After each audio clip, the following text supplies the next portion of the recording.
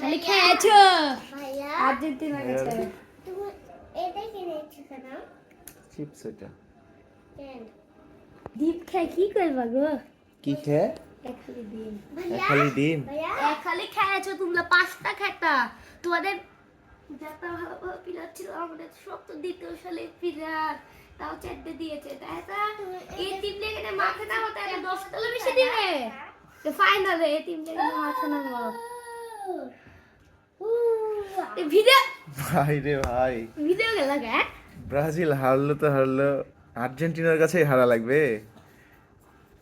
এই টিম লাগে না মাঠে নামে, তাই তো 20টা বেশি খাবে, কারণ মেসি থাকে। এই আলভারেজ তো মানে আলভারেজ, তারপর ম্যাকেনিস এগুলাই তো দিয়ে দিয়েছে। তাও দ্বিতীয় সালে প্লেয়ার, তাও বসে না প্লেয়ার। গার্লফ্রেন্ড ছেঁকা দিলে এতটা কষ্ট না হয়, ব্রাজিল আর্জেন্টিনা ব্রাজিলকে হারিয়ে এতটা কষ্ট দিয়ে ফেলেছে।